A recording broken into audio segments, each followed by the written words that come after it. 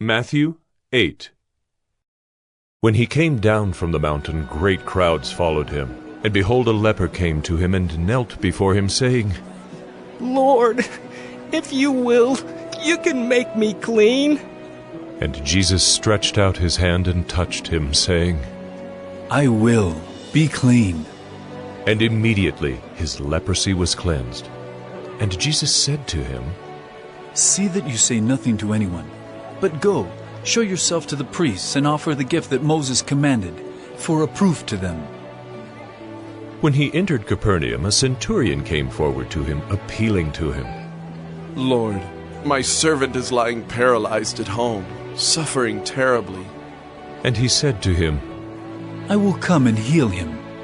But the centurion replied, Lord, I am not worthy to have you come under my roof, but only say the word, and my servant will be healed.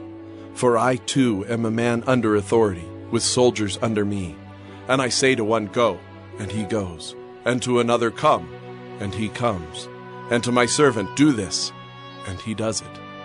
When Jesus heard this, he marveled and said to those who followed him, Truly I tell you, with no one in Israel have I found such faith.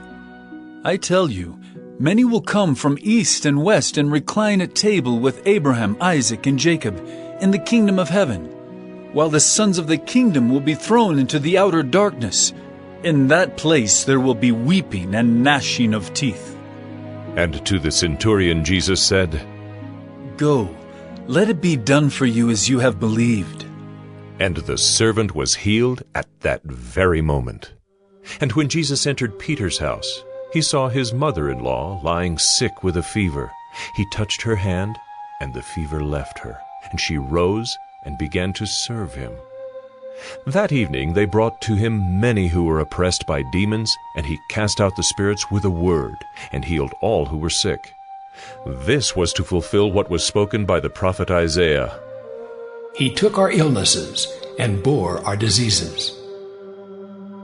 Now when Jesus saw a crowd around him, he gave orders to go over to the other side. And a scribe came up and said to him, Teacher, I will follow you wherever you go.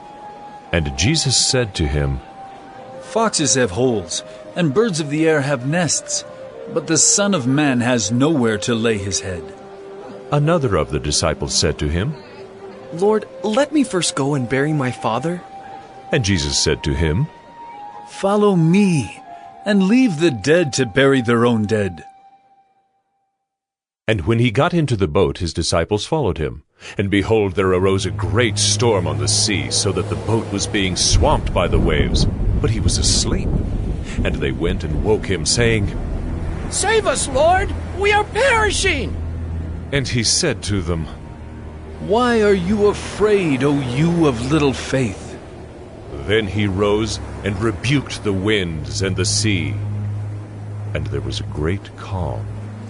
And the men marveled, saying, What sort of man is this, that even winds and sea obey him? And when he came to the other side, to the country of the Gadarenes, 2 demon-possessed men met him, coming out of the tombs, so fierce that no one could pass that way.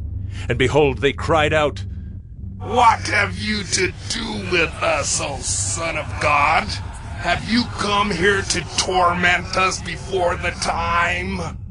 Now a herd of many pigs was feeding at some distance from them, and the demons begged him, saying, If you cast us out, send us away into the herd of pigs.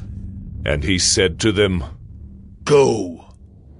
So they came out and went into the pigs, and behold, the whole herd rushed down the steep bank into the sea and drowned in the waters. The herdsmen fled, and going into the city they told everything, especially what had happened to the demon-possessed men. And behold, all the city came out to meet Jesus, and when they saw him, they begged him to leave their region.